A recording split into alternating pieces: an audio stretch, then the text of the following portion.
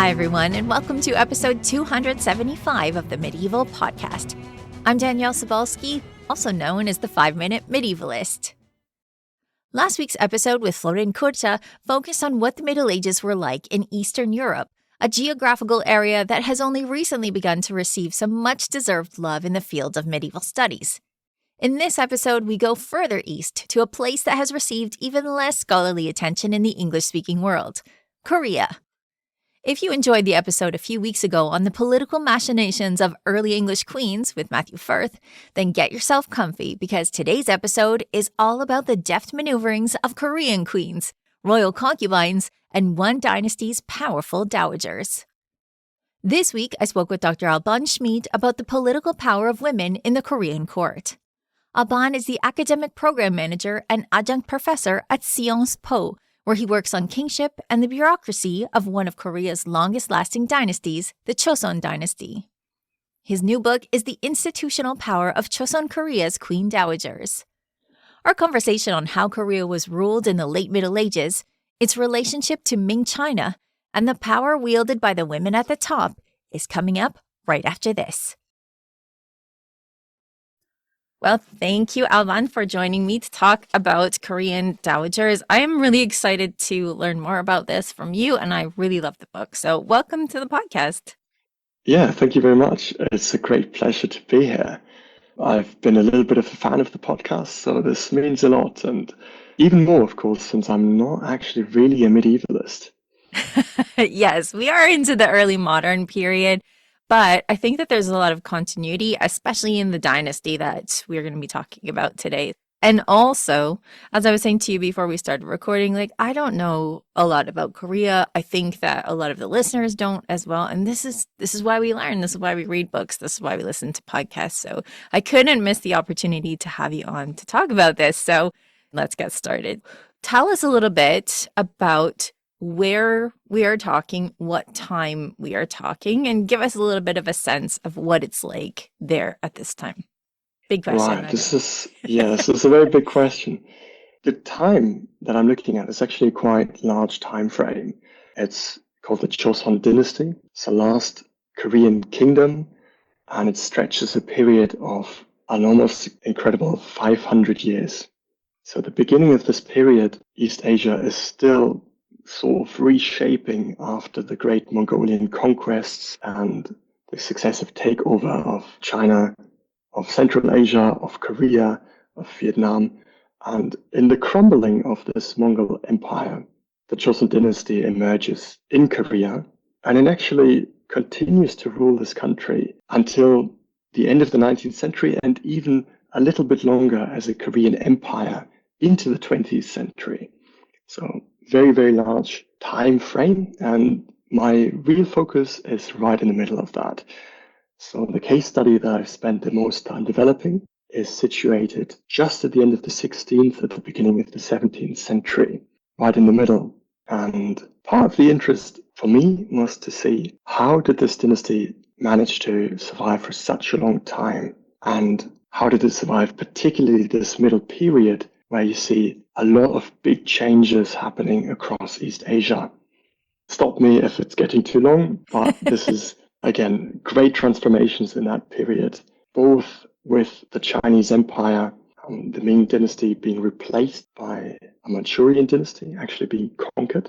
And also in Japan, you have the establishment of the Edo period. So a quite big change from a sort of feudal system into a more still a feudal system, but one with perhaps more centralistic institutions. Right. So when we are talking about the case study that you're mentioning in this book, as you say, we're right in the middle. This dynasty has been around for about 300 years, I think, when we're the point at which we're talking is still a pretty feudal society. But can you tell us what it's like, what that means at the top? Because what you're studying is the royal family and how this is working, in political terms. So tell us what it's like politically at the top of the heap in Korea at this time. Okay. Actually, the Korean state at this time, a little bit similar to the Chinese imperial state, is quite remarkably modern in a number of ways. So the top layer of society is formed by bureaucrats. There's a little bit of an aristocratic element in that we see a lot of continuity in the families that continue to produce top-level scholars, top-level bureaucrats. But what is exceptional is that these people get to their positions through a series of state examinations. So they need to pass tests on the Confucian classics to demonstrate that they can be worthy of ruling the country. This is the one element, this sort of the facade.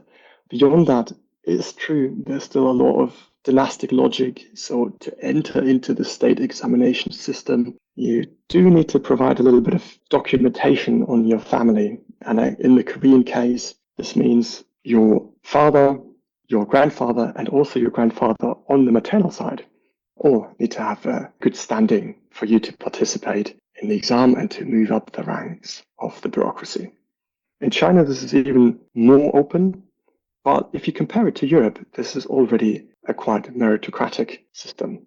Of course, it should be said that this early modern Korean meritocracy was limited to the men.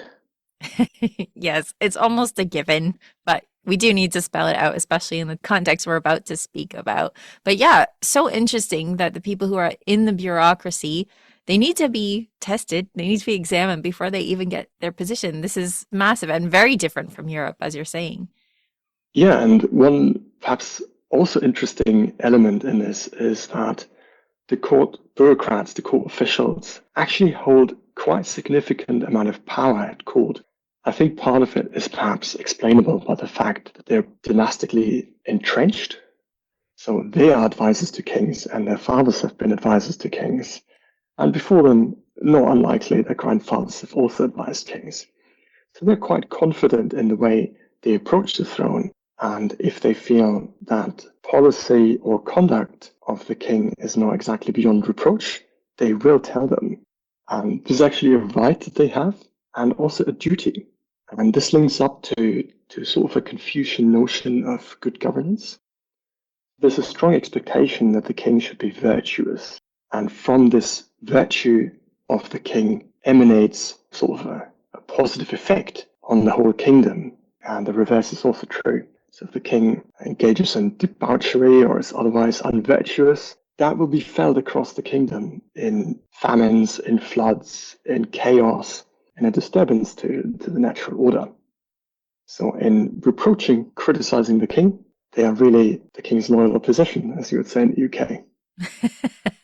It's so important because while we have mirrors for princes all over the place at this time, it's one thing to write something and hand it to the king. It's another to have him sit in front of you and for you to lecture him on his virtues. Like, this would be a pretty bold choice for people. But as you say, it is the duty of these counselors to do this.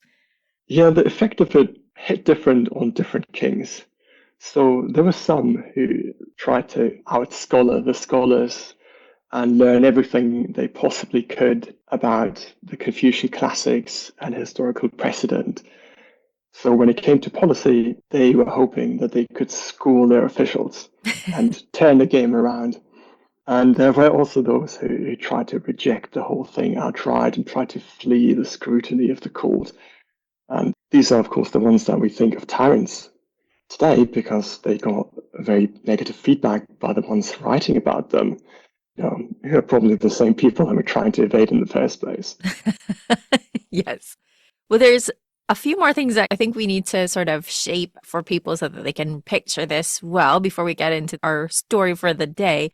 And one is the relationship between Korea and China, because they are an independent kingdom, mostly. Can you tell us about the relationship with the Ming at this time? It's a very, very thorny topic. And it's actually what got me interested in this in the first place. So originally my focus was more on China.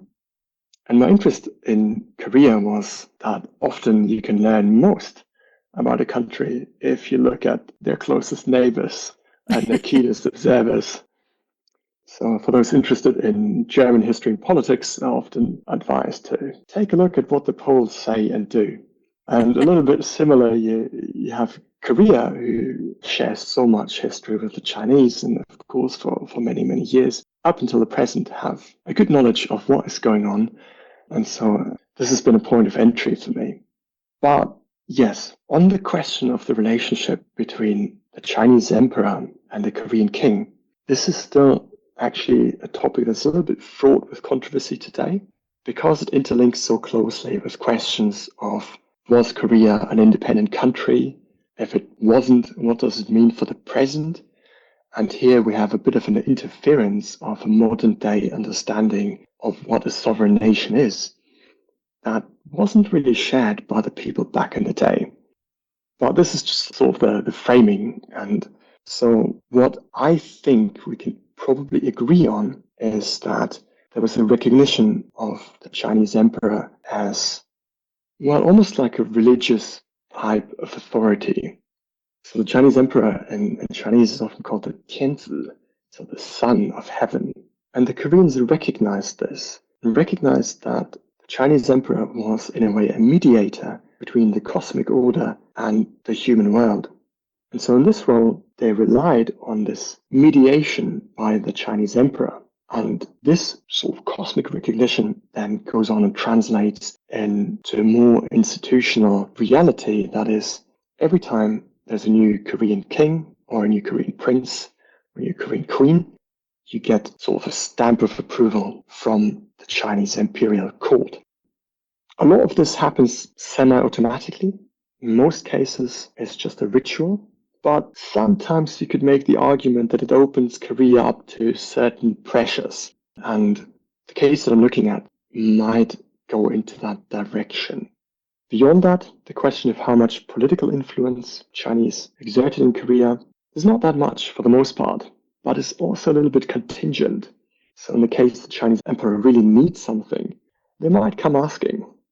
Yes, and that is the case and the case that we are about to get at. And I think it's important, one of the things that you mentioned is if we are comparing it to Europe, which is the more familiar case for I think a lot of our listeners, we have the Chinese emperor who is imbued with a divine authority. But this is not the case for the Korean king, who, as you mentioned in your book, is thought of as immortal. He's not thought of as being divine, but still the first among equals in that he is an important mortal. And his word is what everyone should be following, or at least the royal word, even though he's not considered divine in the same way as European kings. Have I got that right?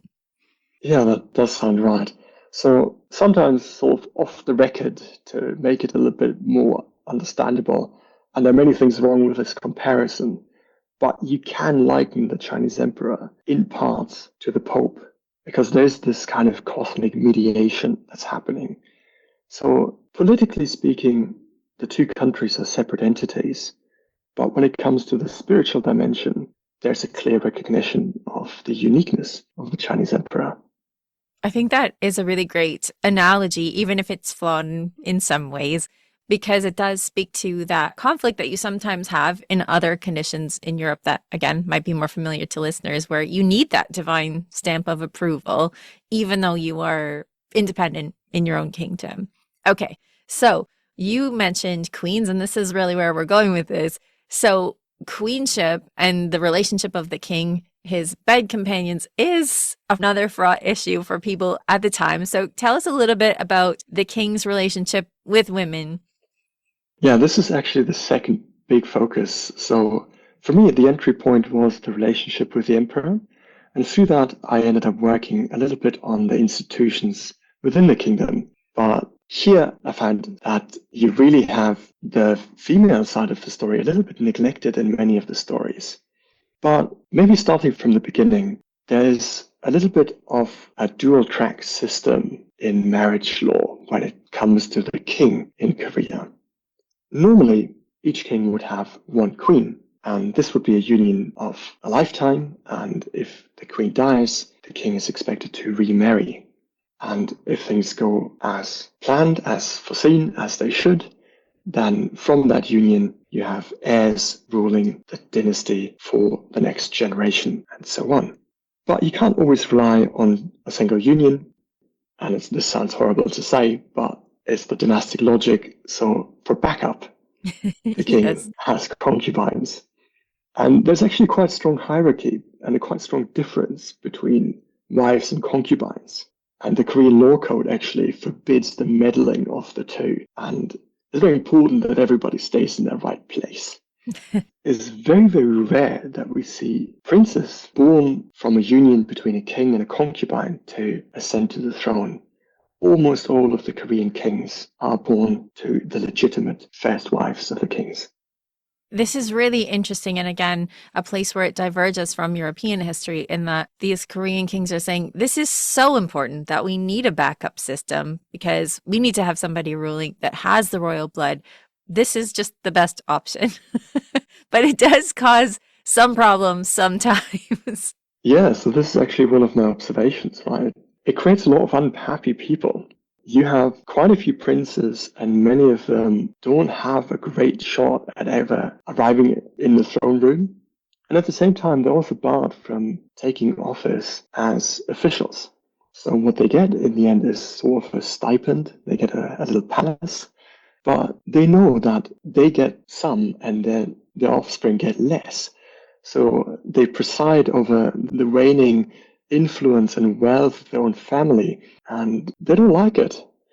So a lot of the time when you have a rebellion, you'll find some disgruntled royal to support the cause of whatever rebellion it is. I think it's interesting because I'm sure that they were not allowed to become officials in the bureaucracy for that reason, to prevent a coup, to prevent a political issue. And yet these political issues are springing up anyway. So maybe they should have just been given a job to do. Yeah, it's actually, well, in some cases, you find kings trying to alleviate or improve, let's say, the fate of the second sons or the sons of concubines, because it's not just a question of the royal family, but it's really something that you see among the officials as well. So there's really a very rigid system in place that privileges some people who then, of course, are there to protect the system. So only towards the very end of the dynasty do you see some changes in this quite rigid structure. Okay, so now that we've set everything up, let's get to the story that is the focus of your book. So I'm going to apologize at the outset for any mispronunciations that I have because I do not know how to pronounce these correctly. So do correct me when I get them wrong. So once upon a time, there is a king named Sonjo. What happens to him? Yes, this is a very good starting point because there are actually very many different ways that lead into the story. But it all really starts with King Sonjo. This man presides over Korea in a very difficult time. He is king during the Japanese invasions of the 1590s, and this is something that's extremely destructive. And we almost lost all of Korean history if Koreans hadn't been so thorough to stash all of their records in 4 different places, 3 of which were burned and destroyed by the Japanese invasion. That really covered almost the entire country, all the way from Busan, from the southeast, to Pyongyang, the capital of now modern North Korea. So during this time, there was really the very realistic fear that the kingdom could entirely fall, and the court fled to the north. And King Sonjo fled beyond Pyongyang, right to a place called Uiju, right on the Yalu River, inside of Chinese territory. There's actually a whole debate. Should he cross? Would that mean that he surrenders the country? So it's really a desperate moment. And so in this time, his court officials urge him to do something unusual, and that is to name his, at this time, most studious, bravest, smartest second son, Gwanghae, crown prince. It's quite unusual because Gwanghae is born to a concubine, and normally you would have waited until perhaps Sonjo would have a legitimate son and a proper heir to the throne. So Gwanghae, he picks up from this difficult position. He's not actually trained to be crown prince, but in this situation, he steps up and he plays a role in the defense of the country, and he protects important spiritual items of the kingdom during this time. Now, after the Japanese leave the country forcibly with some help of the Chinese and guerrilla activity in Korea, it becomes a question for King Sonjo. What am I going to do with this young prince? He's promoted him very early on to a position of responsibility that most princes wouldn't have. And what's even worse is this prince really did well during the invasion when Sonjo made a fool of himself and looked like a coward. Well, maybe he didn't make a fool of himself, but he certainly didn't look brave.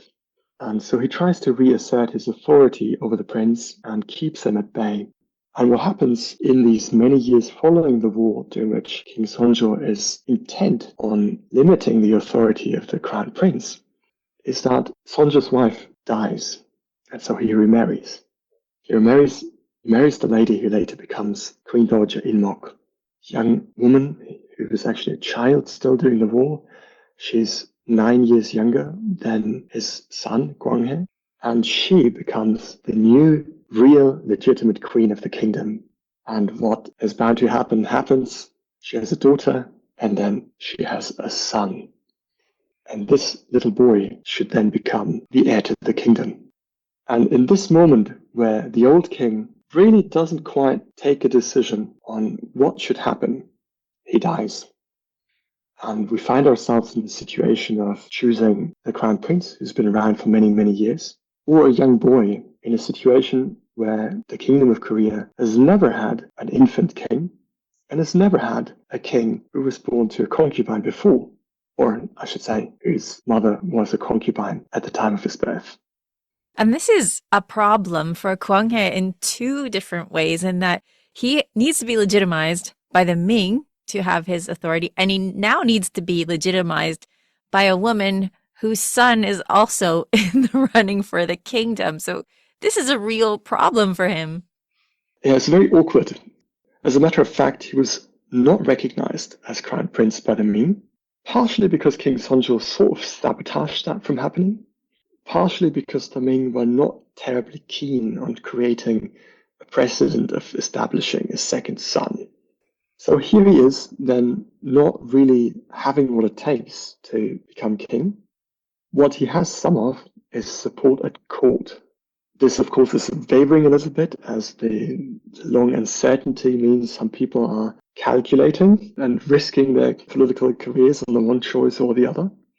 So in the moment when the old king Seonjo dies and the succession hasn't been settled, it should actually, according to precedent, be the Queen Dowager who decides. So the Queen Dowager here is the eldest surviving widow of a previous king. And in this case, this means a young woman, 9 years junior to Prince Gwanghae. And this is actually very interesting because, of course, for her, it's a clear thing. She is going to nominate her boy. And it's actually very interesting. She ends up getting swayed by the court officials. So legally, according to precedent, it should be her call, but her call should also fall within precedent. So then there's a whole debate among the court officials. What should we do? What is the legal way to proceed? And the faction arguing that it's not possible that we should have an infant king ultimately takes it away. And they sort of force this reasoning onto Queen Dowager Inmok. And so she consents, sort of despite herself, to Gwanghae's enthronement. And this is a dangerous position for her to be in as well, because as much as she has to give her legitimacy or legitimate Gwanghae, this means that her son is now in danger. And of course, this is the point at which, as you were saying, like Gwanghae starts his career being like well-liked, well-loved. He's a war hero in his own way. And now things start to unravel. So tell us what happens during his reign, and especially what happens to his rivals, because he has an older brother and a younger brother, and he's trying to keep his hold on the crown. That's true. He does have an older brother, and we haven't mentioned him, which is kind of characteristic. Many of the records ignore Prince Imhe. Not too much is being said about him, but he seems to have been a bit of a shady character. And I'm just going to go with that consensus. So very quickly, sort of within days of Gwanghae taking the throne, there are accusations of Imhe disrespecting the mourning rites for his father, which is not something to take lightly in the Confucian context. And what's worse, stashing weapons. So we have an accusation of treason, and what Gwanghae does about it is, for a little while, he tells his court officials that he doesn't want to hear about it. He defends his brother. No, he can't punish him. At the end of the day, it's his brother. But what's really happening is he's probably very much aware of the accusations. He's sounding very virtuous about it. And in the end, he exiles his brother. And not too long after that, his brother Imhe dies in exile. it's not unlikely that the king should be behind it. And probably that first fratricide actually enjoys quite a bit of court support. And there's almost consensus, I think, because there's nobody really holding it against Gwang He even later on. It's quite remarkable. The whole story is really remarkable in that Im He is being put forward by the Korean government before his brother takes the throne as being mentally ill, like really incompetent. And this is extraordinary, at least for me. This is kind of unprecedented, isn't it? Well, this is actually another question, and I'm starting to look into this because there are a few instances early on in the dynasty where a second son is preferred based on their merit. And there's some interesting stories there, what constitutes merit, because it's not a very clearly defined word, really, and even being able to hold down your liquor can count as merit.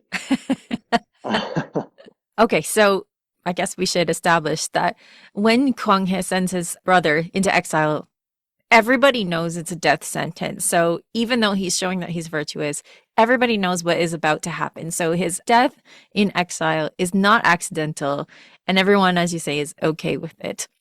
So here he is and he's ruling. He still has the problem of his younger brother. So he does some maneuverings to try and make himself more legitimate. So can you tell us a little bit about how that process worked? Yeah, I forgot to say about the mental illness of Prince Imhe. This is actually an interesting point because the Chinese are not really sold on the idea of Imhe being incompetent. If he's got a mental illness, why isn't he being cured? He could be cured and then he could be king. Yeah. So it's an interesting point. But yeah, on the question of Guang's maneuvers, in the case of his second brother, Grand Prince Yongchang, he's actually quite a bit more subtle. Because the brother isn't the problem.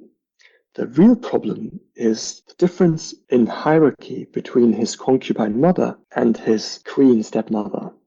So what he attempts is to have his late mother posthumously promoted to the status of a queen. And because he can't just do that, he's trying to get the Ming Chinese imperial court involved in his play. So it becomes an objective of Chosŏn Korean international policy to obtain a token of queenship for his mother. Now, the reason why that would work is because his mother is actually older than his stepmother. So if she were a queen, then she would outrank his stepmother, and that would then mean that he outranks his younger brother.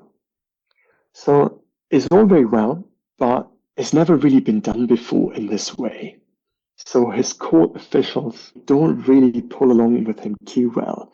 It faces a lot of internal opposition to it, and it takes him a long while to get it done. And even after he does get it done, he's really made enemies domestically, and he's had to send people into exile to shut them up. So this haunts him in the end because he's creating a court that goes along with it, but a lot of the elite class is really up in arms against him.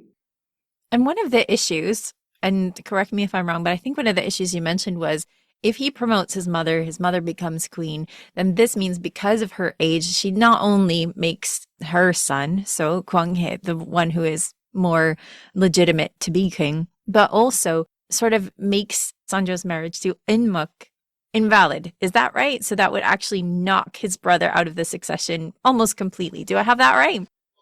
There's not supposed to be another legitimate queen at the same time. So you could probably argue that. But because in the end, it's sort of uncharted territory in terms of rights, it's probably up for debate. And the court officials, they tried very hard to still maintain a level of distinction. So they tried to get into compromises with Gwang and say, well, we can call her queen, but maybe we don't house her spirit tablet. Sort of, you could equate it a little bit to a tombstone in different cultural context. We're not going to move that into the royal shrine. And so there's all sorts of differences that people try to establish. But yeah, probably the argument that you make would really invalidate Queen Dowager Inmok's position and would free Gwang He from any kind of worry in terms of ritual hierarchy with his younger brother. Well, one of the things that you mentioned as well is that it's one thing to get rid of your older brother who's already an adult, but it's another thing when you're looking at what are you going to do with your younger brother, who is a real threat to the throne. So what happens is sort of a shady case of treason, right?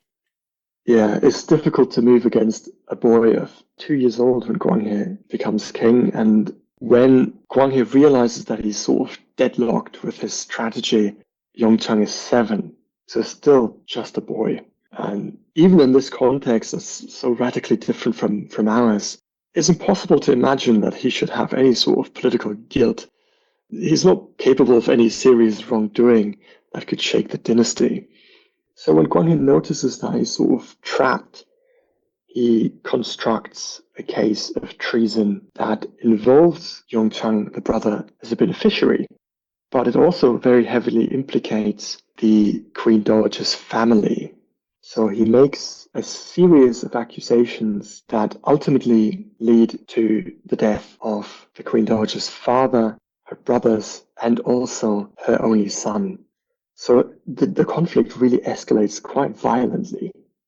Yes, and it really gives somebody who has a lot of power, even though she's not showing up in the government, Queen Enmuk, her position in the royal family gives her a lot of power. And now the king has wiped out her family. She's not going to forget this. And in fact, she does not forget this. Yeah, I think this is something that one easily overlooks looking at these political actors that, in a sense, represent whole political institutions, is very close up and it's very personal. And I think some of the violence that we see, and this is the only defense that I have for King Guang here, is that in part there's an element of fear. If I'm not making the move, they're going to make the move. And life's are at stake. If you get it wrong, you can die. And I think this, in a way, explains some of the extremeness of this case. So Guang He is putting himself in a bad position. He's alienated a lot of people because they have to deal with the consequences of their king taking out a prince who is just in the wrong place, in the wrong part of the family tree. This is already complicated. And then war starts to happen. Again, it's more threatening the Ming than it's threatening Korea. But this really sort of opens the door for Guang He's downfall. So can you tell us what happens as the pressures from outside start to build? Right. It's something that really shakes up the world order of East Asia at that time. You start seeing a power buildup in Manchuria. Manchuria is the region just to the north of Korea. Today, most of Manchuria is part of northeastern China. Some of it is in Russia. So in this area, you have people living semi-nomadic lifestyles. They've been influenced by the Chinese for a very long time, also by the Koreans to some extent. And during this period, you have a man who's called Nurhaci, gathering the tribes, building up power. And in a moment of relative weakness of the Ming Empire, Nurhaci starts attacking the Ming. And this is something that's absolutely incredible because for 200 years, the Ming have dominated East Asia in an extraordinary way. There's no rival power at all. And the fact that these people take on this immense empire and look like they might be winning is really deeply troubling to Korea. Not just because of the special relationship that they have with the Chinese, but because it's really a complete reversal of everything that's been deemed ordinary for the last 200 years.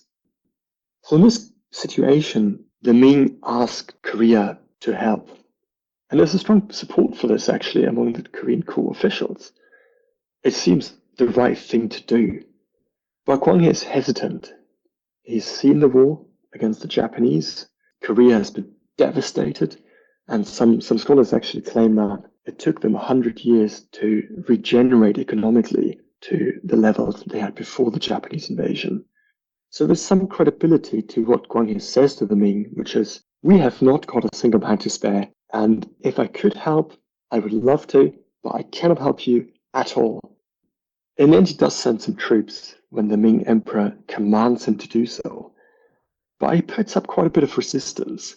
And what happens, I think, is that this gives rise to a bit of a stab in the back myth, where the Korean army that does get sent out not all too surprisingly, gets crushed by the Manchurians. They return home with nothing to show. The king is defeated, and court officials are pointing the finger at him, saying, well, he's not terribly loyal, so maybe it's not such a surprise that this is happening. I'm actually covering this in some detail in my book because it's a big question. Later, just a few years after this, Guanghe gets dethroned. And the question really is, was it because of his perceived lack of loyalty towards the Ming Emperor?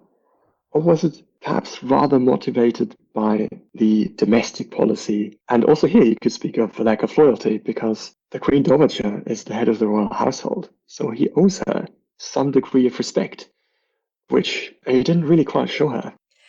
Yes, this to me is a big question. Would he have been deposed without the Ming Dynasty asking for help? Or would they have found a different excuse? Or was this the excuse that they went with? I think it's probably a perfect storm of convenience for somebody who is unpopular to be ousted anyway.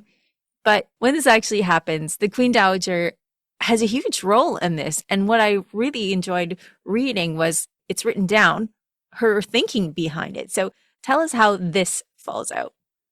Yeah, so I also haven't really gotten to the conclusion of which of the two it was. I'm leaning a little bit towards the domestic picture because so many of the people that are later on involved in the coup are people related in some capacity to the Queen Dowager. Most of them have spoken up in her defense during one of these treason cases and were exiled in the process of it. And the coup is almost the only chance to get their careers back. So they risk it all.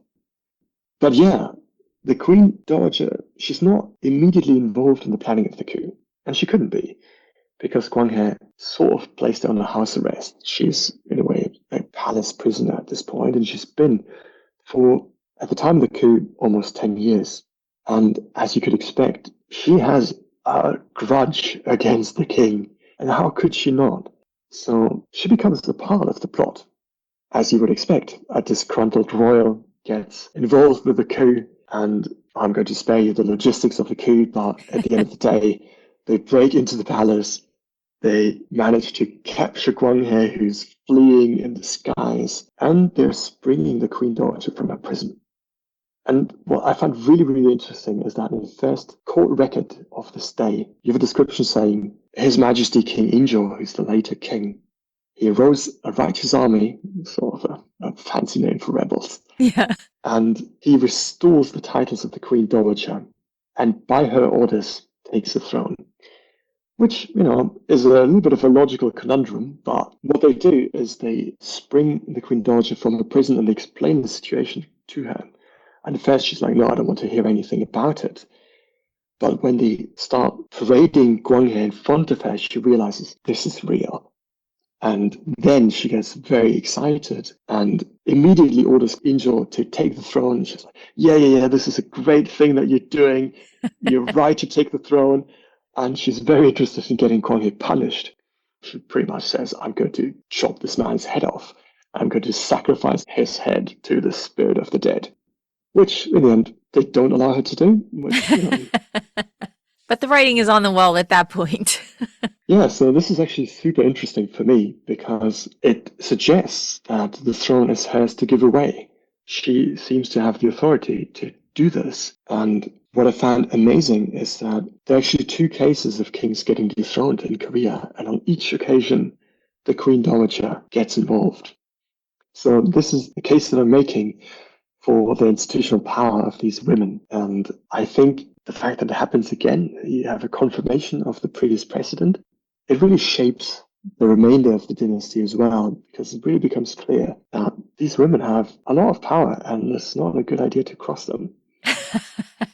Definitely not a good idea to cross them or wipe out, their entire family, because they can be patient and eventually get their revenge. But I think that you do make a good case for it in that if she wasn't important, if her power and the legitimacy that she lends to Injo is not important, I don't think they would have bothered writing down that speech. I mean, it's an impressive speech. Maybe it actually came from her.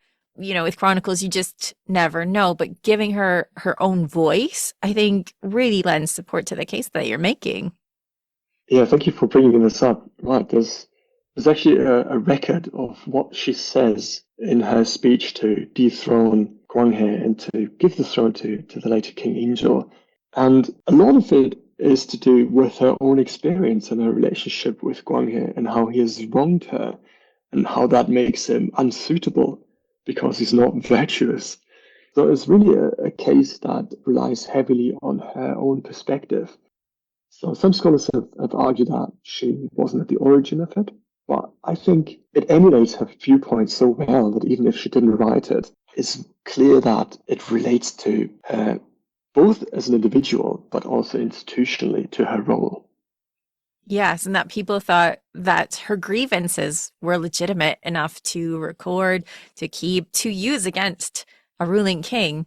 It is a big deal, I think. So, as we wrap this up, did Inmok have a happy ending after this? What happened to Kwanghae? What happened to Inmok? Do we know?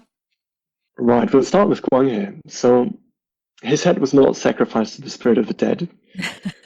Queen Dowager Inmok was denied that pleasure based on precedent again, making case for, probably couldn't call it rule of law, but things were in good order in the Korean kingdom for the most part. So instead he was sent to exile on Jeju Island in the south of Korea.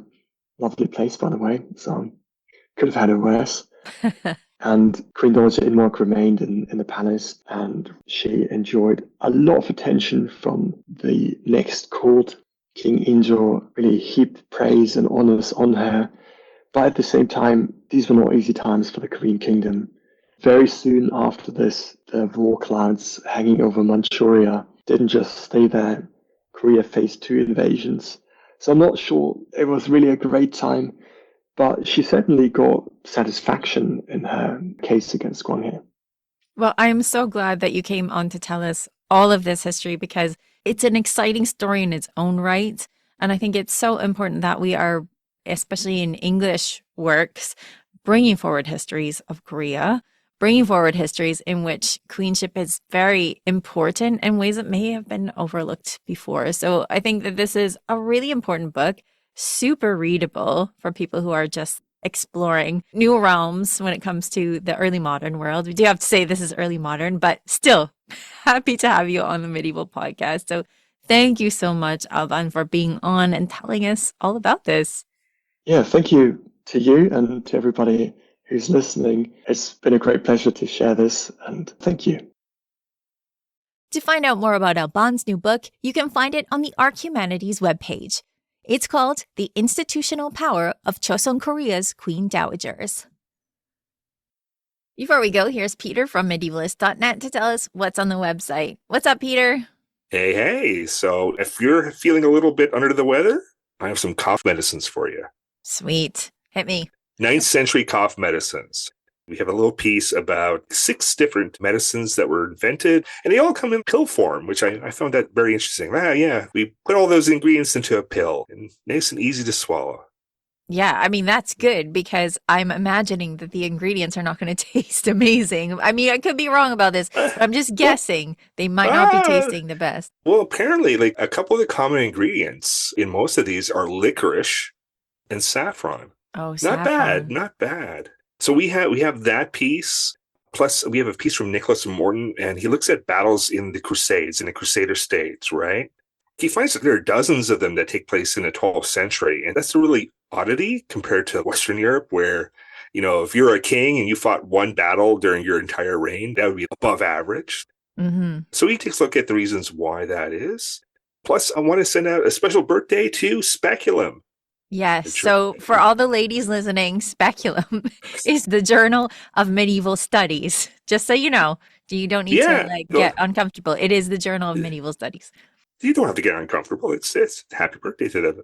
Turning 100 years old this year, and they have a very special issue out that just came out, looking back at 100 years, looking towards the future, that kind of thing. So fun stuff. Mm-hmm. Happy birthday to Speculum. And I mean, that is an incredible legacy. The number of scholars that have contributed such amazing work to that journal over 100 years. It's just incredible. So happy birthday to Speculum. Indeed. So we have that, plus much, much more on medievalist.net. Well, thank you, Peter, for stopping by and letting us know. Thanks. Thank you to all of you who support my work through letting the ads play through, recommending my books and my podcast to all your friends and relatives, and becoming patrons on patreon.com. Patrons can listen to this podcast ad-free and get monthly curated lists of open access materials, along with all the good karma that patronage provides. Your kind generosity allows me to keep this podcast going, so thank you. To find out more or to become a patron, please visit patreon.com/medievalists. For everything from Korea to Tanzania, follow medievalist.net on Instagram at medievalistnet or Blue Sky at medievalists. You can find me, Danièle Cybulskie, across social media at 5MIN Medievalist or 5 Minute Medievalist, and you can find my books at all your favorite bookstores. Our music is Beyond the Warriors by Guy Frog. Thanks for listening, and have yourself a wonderful day.